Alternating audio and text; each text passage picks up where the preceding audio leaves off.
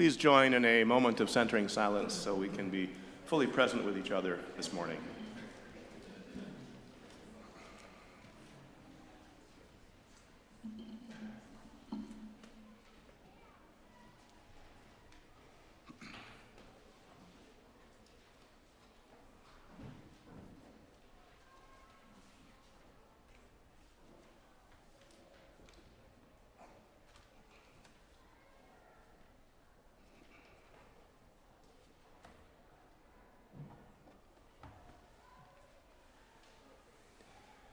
And now let's get musically present by turning to the words for our ingathering hymn, which you'll find inside your order of service.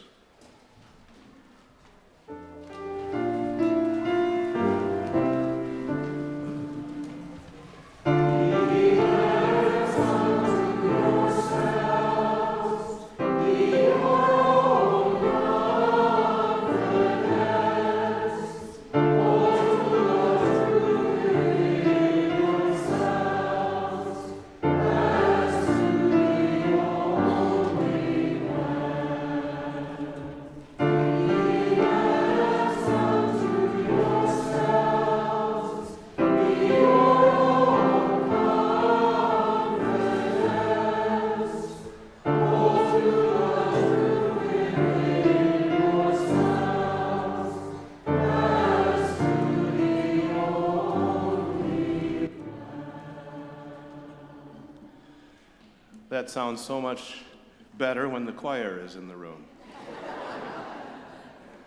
Well, good morning, everybody, and welcome to another Sunday here at First Unitarian Society, where independent thinkers gather in a safe, nurturing environment to explore issues of social, spiritual, and ethical significance as we try to make a difference in this world.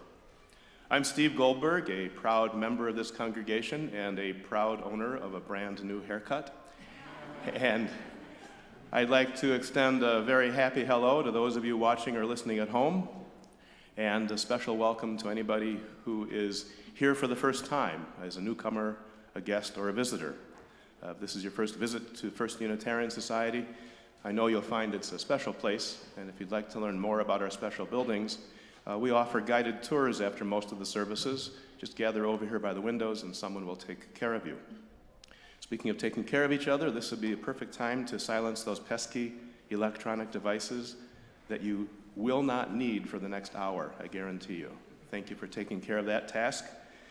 And while you're taking care of that simple but important task, I'll remind you that if you are accompanied this morning by a youngster, and you think that youngster would be more comfortable enjoying the service from a more private space, we offer a couple of options for you. One is our child haven in the back corner of the auditorium, and then we have some comfortable seating outside the doorway in the commons. Our service is brought to us today by a great team of volunteers whose names you get to hear right now. And just think, if you join that team, if you also volunteer to help with the preparations and delivery of this service, you too will hear your name announced from this podium. So here's what you're missing. Special thanks to our lay minister today, Tom Boykoff, our greeter who smiled at us upstairs as we arrived this morning, Mary Elizabeth Kunkel. Our ushers controlling this unruly crowd, we have Michael Lossi, Melinda Carr, Marty Hollis, and Ann Ostrom. The all-important hospitality and coffee are provided by Sandra Plish. And that is the end of the volunteer list. Please thank them when you get a chance. Just a couple announcements before we begin the service. Remember that this afternoon, following the 11 o'clock service at 12:15 right here, starting with a tasty lunch catered by the world-famous food haulers, our parish meeting, where you get a chance to hear an update on our finances and some other important information about this democratically organized congregation. So that's your opportunity this afternoon, starting around 12:15. Starting a little bit earlier than that, in fact, during this service, you get to witness, enjoy, experience the annual banner parade from our children's religious education group. This is a treat. Whether you've experienced it before or not, it's a real treat because The students in each class will parade throughout the auditorium, displaying banners that express and capture the essence of what they've been learning and discussing and experiencing in their religious education program. So it's one small way of them thanking you and expressing to you what they've been learning and experiencing in that program. So enjoy those creative banners as they march throughout the auditorium. Be sure to check out some other displays in the Commons after the service. And the toughest but most important part, hold your applause until the end of the parade. The last announcement is that the cabaret countdown continues. 90 days, 3 months until Friday, April 22nd, where you get to experience in this very facility an evening of nonstop musical performances, great food, and a lively, silent, and live auction to raise money for the organization we all love so well, First Unitarian Society. So endeth the announcements. I invite you to sit back or lean forward to enjoy this morning's service. I know it will touch your heart, stir your spirit, and trigger one or two new thoughts. We're glad you're here.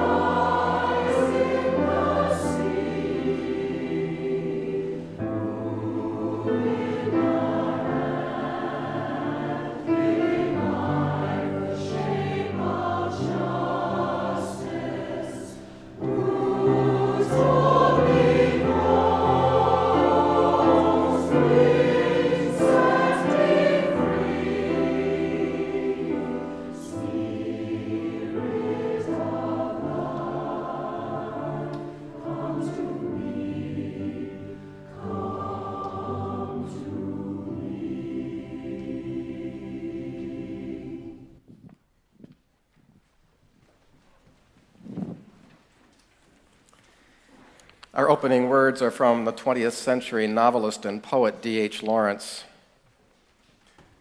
This is what I believe, that I am I, that my soul is a dark forest, and that my known self will never be more than a clearing in that forest, and that gods, strange gods, come forth from the forest into the clearing of my known self, and then they go back again, and I must have the courage to let them come and to let them go. I invite you to rise in body or in spirit for the lighting of our chalice.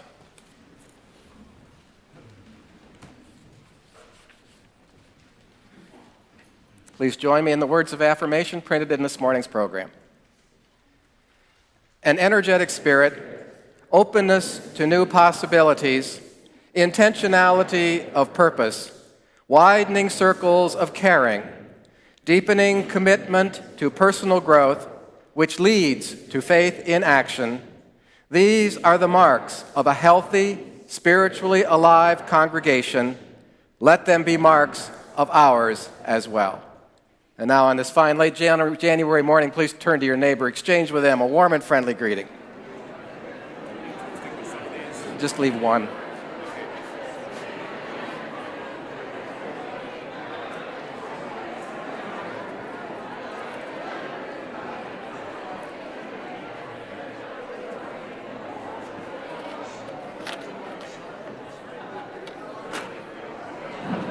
Steve, here's some newer ones.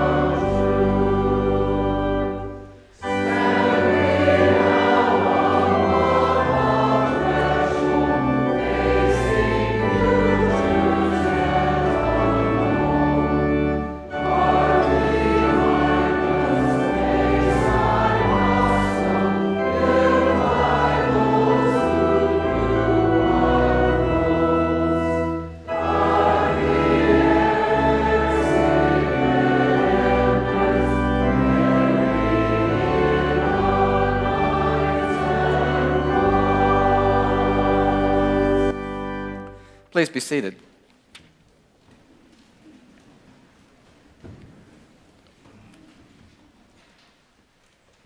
At the end of the month, we generally set aside a few minutes in our service for the sharing of joys and sorrows, a time for members, friends, and even visitors to our congregation to relate to the entire gathered community some special event or circumstance that has affected your life or the life of someone close to you in recent days or weeks. General announcements and news items and partisan appeals are not appropriate during the sharing of joys and sorrows.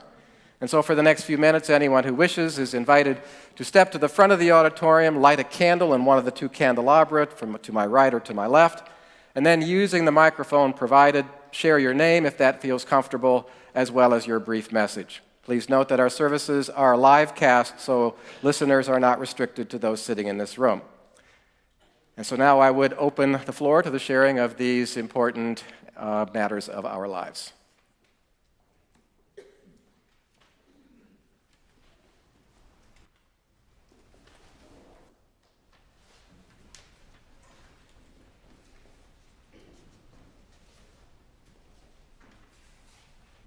My name is Ruth Schmidt. I light this candle in memory of the passing of an incredibly dear friend and colleague, Mary Babula, who was a force of nature and a grandmother in the early learning world in Wisconsin.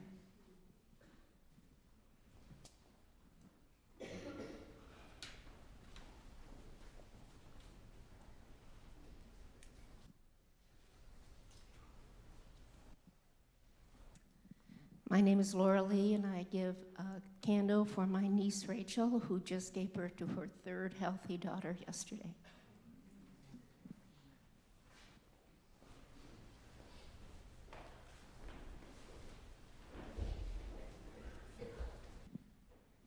My name is Charlotte Wolf, and I'm going to light 2 candles today.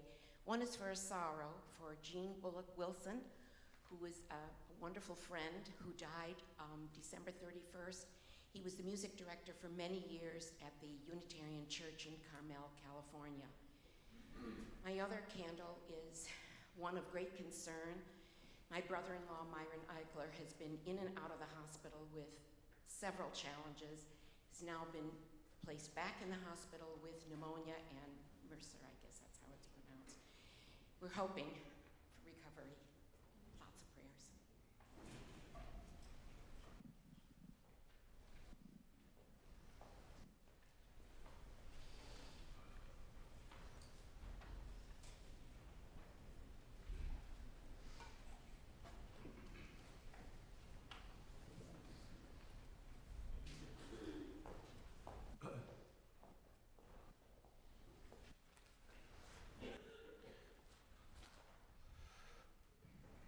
My name's Anthony Reeves. This is for my father,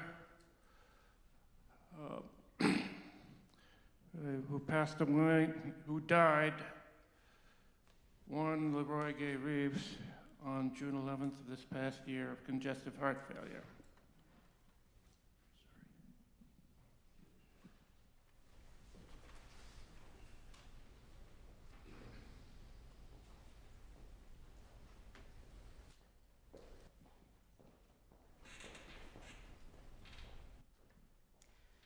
My name's Teresa, and this is for my mother, who's 89 years old, and my sister, who is her primary caregiver, who is on dialysis and is seeming to be spiraling down. So we're just not quite sure where this is all going to lead.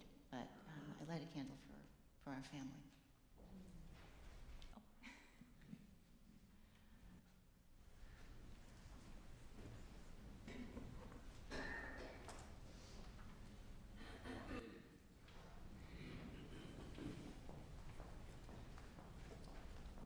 My name is Gail Bliss, and I will light this candle in memory of Patricia Leonardi, whose birthday would be this week.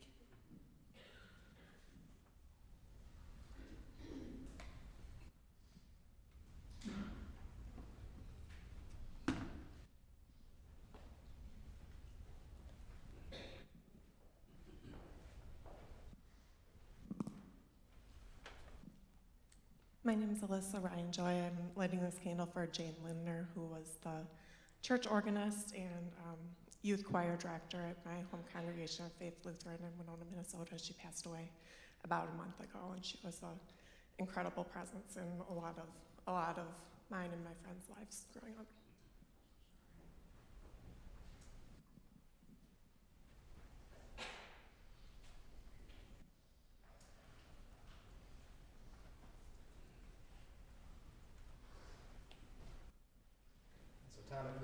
Light one more candle to symbolize all of those joys and sorrows that remained unexpressed, but that occurred to us as we were sharing the others, and we hold those with equal concern in our hearts.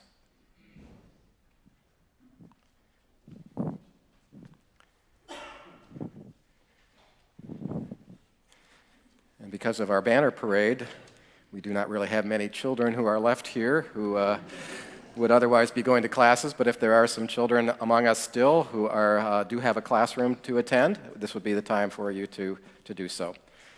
And for the rest of us, please rise in body or in spirit as we sing together hymn number 128.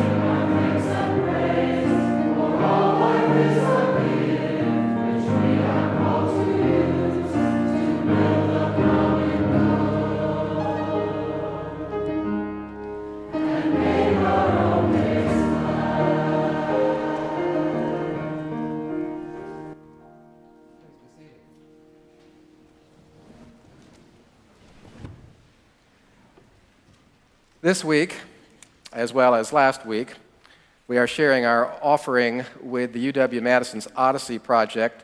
A description of their work is included in your program. And as part of our services last week and this week, alumni from the Odyssey program are assisting with our worship. And so this morning we welcome Renee Robinson, who is going to be sharing with us a very powerful poem by the late Maya Angelou.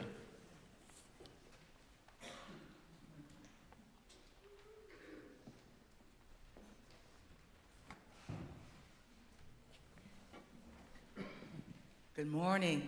Morning. It is indeed a pleasure to be here today to stand before you to recite Maya Angelou's I Rise. You may write me down in history with your bitter, twisted lies. You may trod me in the very dirt, but still, like dust, I'll rise. Does my sassiness upset you? Why are you beset with gloom? 'Cause I walk like I've got oil wells pumping in my living room? Just like moons and like suns, with the certainty of tides, just like hopes springing high, still I'll rise. Did you want to see me broken, bowed head and lowered eyes, shoulders falling down like teardrops, weakened by my soulful cries? Does my haughtiness offend you? Don't you take it awful hard, 'cause I laugh like I've got gold mines digging in my own backyard. You may shoot me with your words. You may cut me with your eyes. You may kill me with your hatefulness, but still, like air, I'll rise. Does my sexiness upset you? Does it come as a surprise that I dance like I've got diamonds at the meeting of my thighs? Out of the huts of history's shame, I rise up from a past that's rooted in pain. I rise, I'm a black ocean leaping and wide, welling and swelling. I bear the tide, leaving behind the nights of terror and fear. I rise into a daybreak that's wondrously clear. I rise bringing the gifts that my ancestors gave. I am the dream and the hope of the slave. I rise, I rise, I rise.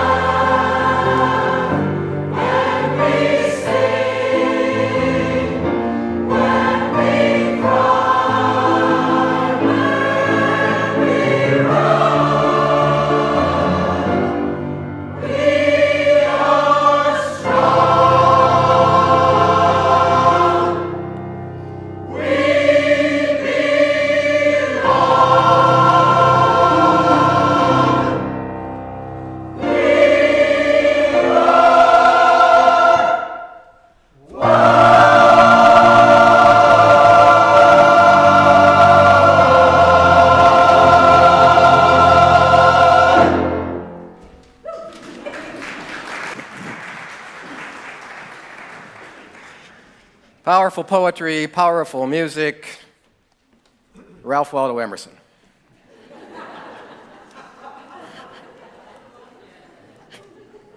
No, really. Ralph Waldo Emerson. He was a graduate of Harvard Divinity School. He was ordained as a Unitarian Universalist minister in 1829. He immediately accepted a call to Second Congregation Unitarian in Boston, Massachusetts.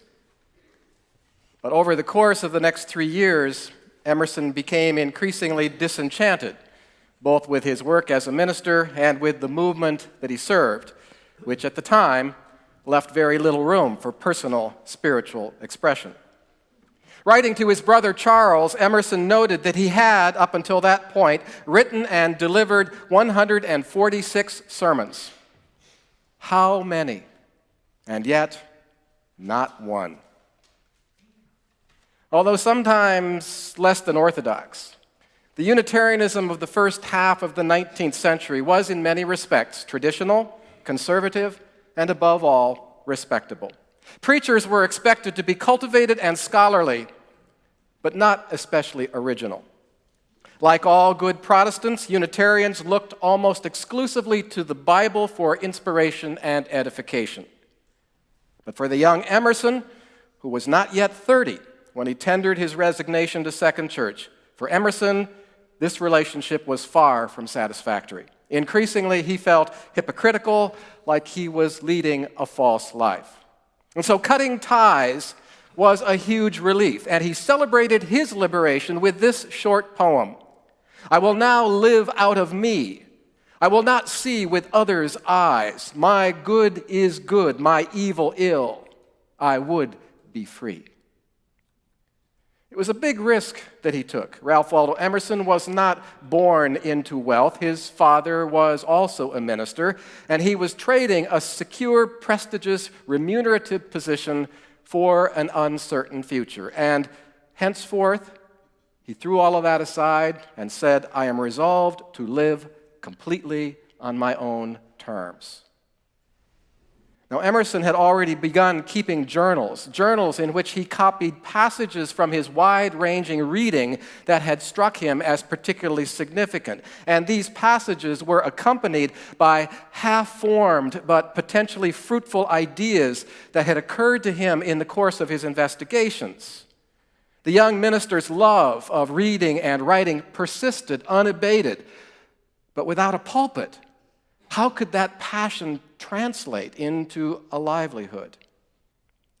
Now, fortunately, Emerson's spiritual crisis coincided in the early 1800s with the rise of the Lyceum lecture circuit, which provided the perfect vehicle for his prolific pen.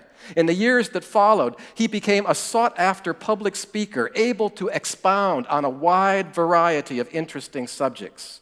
He had found his niche.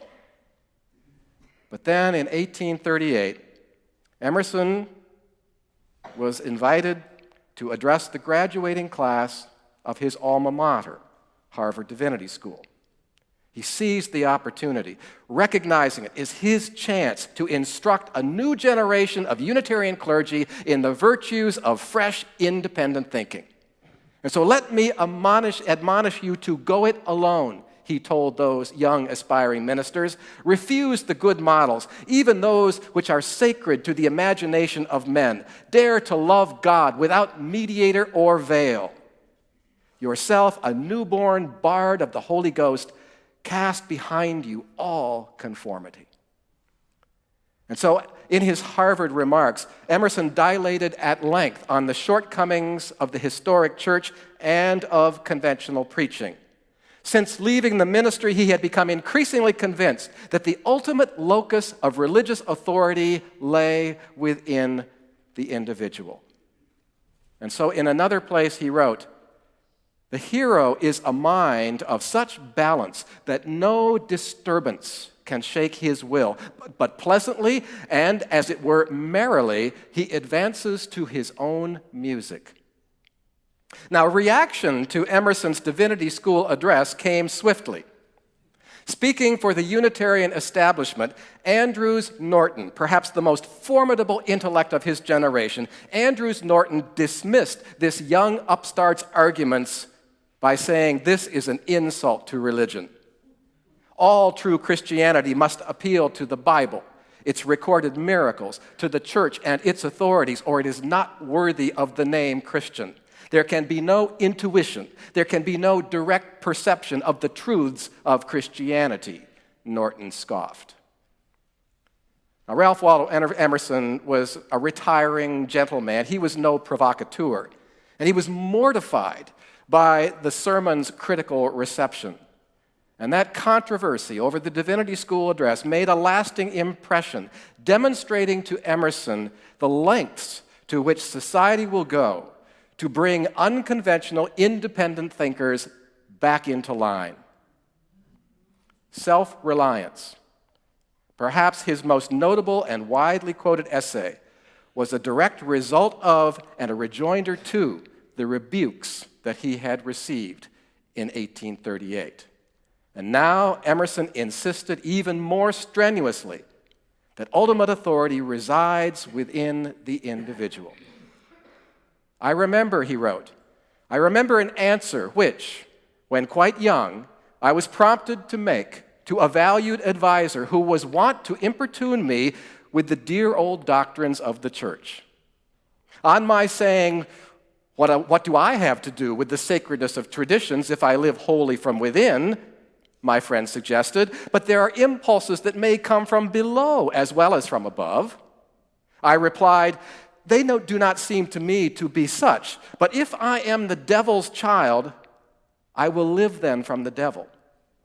No law can be sacred to me but the law of my own nature, and the only right is what is after my own constitution, the only wrong, what is against my constitution. Now, Emerson's influence on our own self-understanding has been considerable. And if his essays do not make for gripping reading these days, as Americans, we still pride ourselves on being independent-minded, no longer beholden to ancient institutions, hereditary nobles, authoritarian religions like our more deferential European cousins. Accordingly, citizens of the United States have, in significant numbers, always been drawn to populist, anti-establishment politicians like Andrew Jackson, William Jennings Bryan. And moreover, native religious movements such as Christian Science, Free Will Baptist, Pentecostal, Free Thought have all placed a high value on personal insight and inspiration. And Emerson himself spoke very highly of Quakerism, considering it to be the ultimate Protestantism because it privileged individual inspiration and insight. Interest in Emerson's individualistic thought has waxed and waned over the decades. But it seems to me that in recent decades it has increasingly come into vogue. And this is partly a result of the scandals that have further damaged the credibility and eroded the authority of traditional institutions. So as we know, trust in government, in the established church, in corporations, in healthcare providers, even in science, is at or near an all-time low. And as a result of this, a substantial number of Americans have been drawn to political insurgents like Ted Cruz, the man most despised by his Senate peers, or Bernie Sanders, who initially ran for the U.S. Senate as a Democratic Socialist and an independent. And it doesn't end there. Many of us today ingest supplements and adopt diets based on our own private research on hunches rather than our physician's advice. We forsake faith communities intending to blaze our own idiosyncratic spiritual path. As consumers, we opt for products that advertisers promise will set us apart and make us special. As Andrew O'Heir has recently observed, these days, everyone gets to choose his beliefs, his experts, his evidence. This is something like the crisis, he says, the crisis of meaning that Nietzsche foresaw when in the 19th century he pronounced that God was dead. The foregoing is relevant to our lives and to our self-understanding for two reasons. First, the confidence that we now place on private insight and self-reliance that can lead to some rather serious problems. But on the other hand, such confidence can, at times, provide the resolve that we do need to stand up for what is right. Knowing the difference can be tricky. The second point to consider is whether this Emersonian ideal I've described is really attainable. How much of our thought is truly original? To what extent are the conclusions we reach and the decisions we make arrived at freely? Probably much less than we would imagine. But back to the first point. Recent developments attest that the exercise of private judgment isn't always advisable, nor is it profitable to ourselves or to society at large. Opportunistic politicians trading on the low repute of America's traditional institutions, pander to their audiences, telling listeners, hey, you're the American public, you know best. And so thus, if a person wants to stake out a position on climate change, immigration, the harvesting of fetal body parts, evolution, if they want to take a position that flies in the face of the facts, hey, it's your right as Americans. Individualism has thrived in a society where old institutions are all on the defensive, David Callahan says. And the new individualism has emerged within a social order that does little to counterbalance its worst aspects. Our mainstream media contributes to the problem by routinely suggesting that all opinions are equal and that fair and balanced means giving credence to perspectives that are at best dubious and occasionally just plain wrong.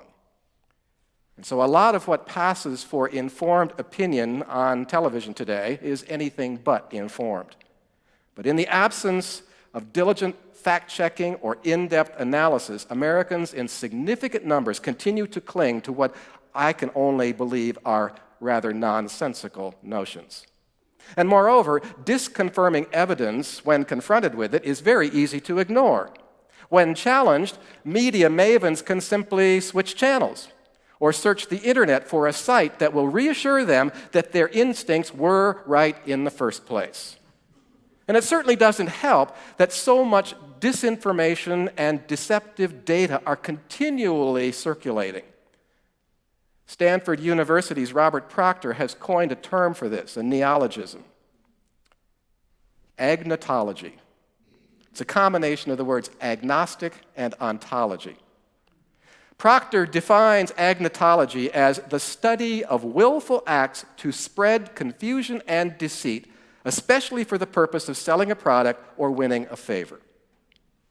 Agnotology is most effective when the public really doesn't understand a concept or an issue, because then a vested interest can exploit that ignorance to its own advantage. And so tobacco companies that downplayed the dangers of smoking, fossil fuel firms that dispute the data on climate change, politicians who exaggerate the threat of Muslim and Latino immigrants, these are all examples of agnotology at work.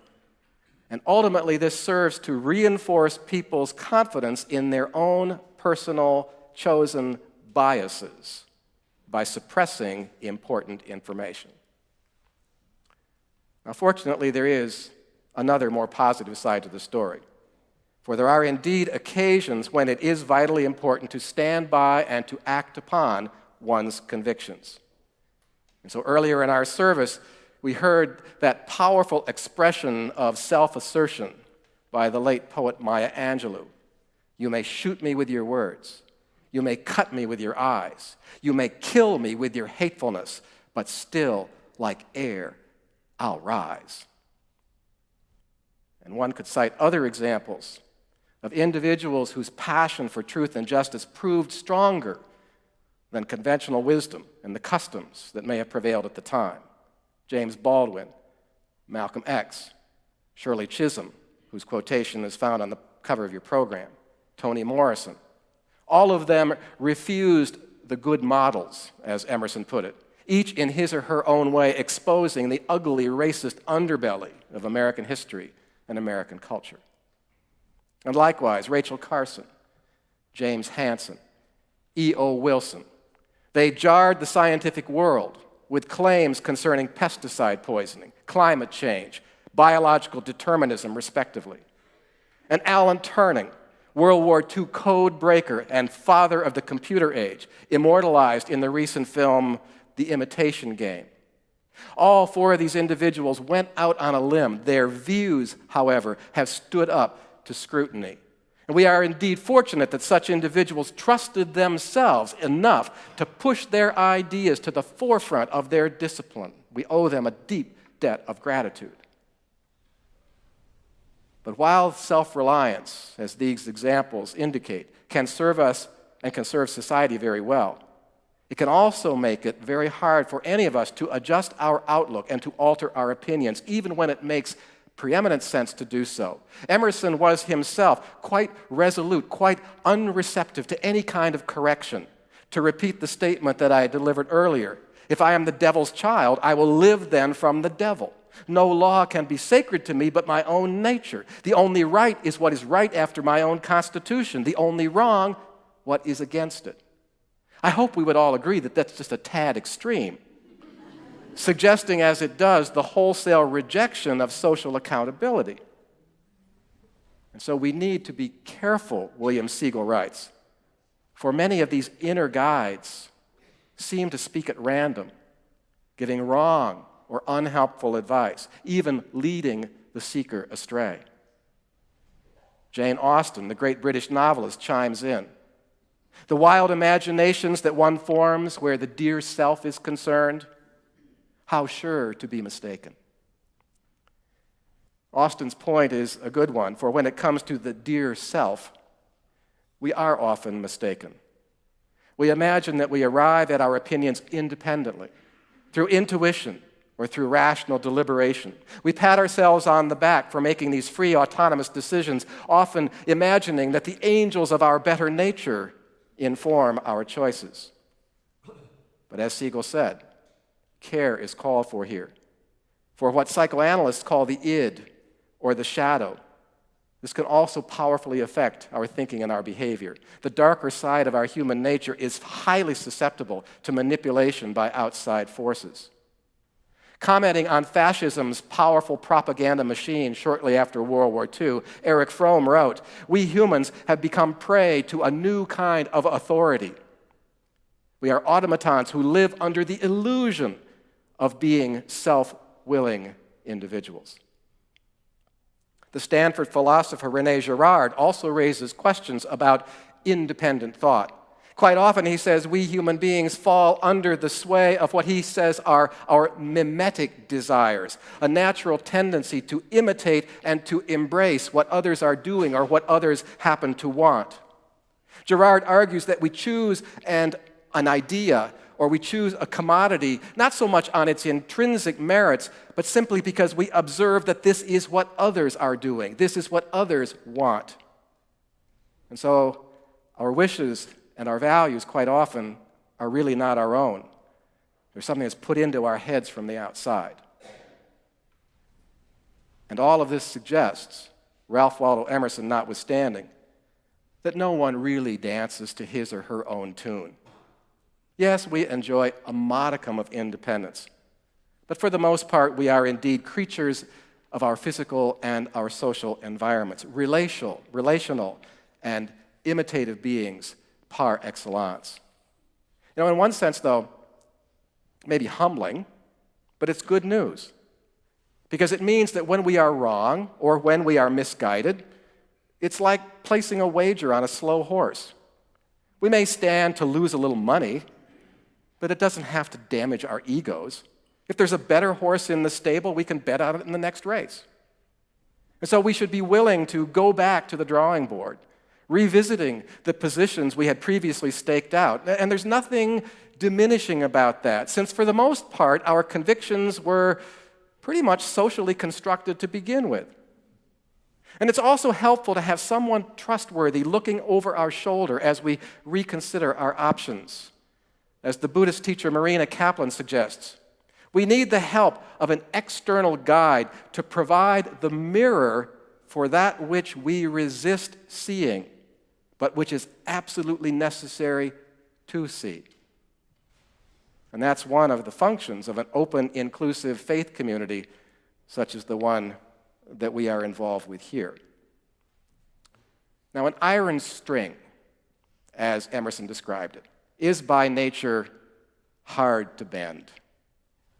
And likewise, an absolute trust in self can be just as rigid. And so in maturity, I have found it useful to hold my resolutions and my convictions tightly, but also lightly. And this can produce a great deal of tension, sometimes an uncomfortable degree of tension. But it's a tension that I believe we can all learn to live with. Blessed be, and amen. And as I mentioned earlier, in the giving and receiving of our offering, a portion of our gifts will be shared with the UW-Madison's Odyssey Project. Please be generous.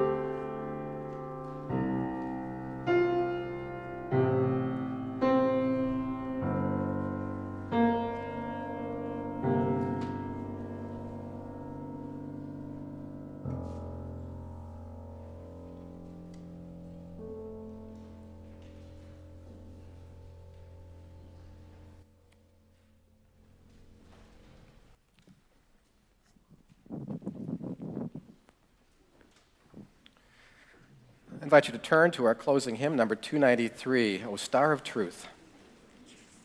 Thank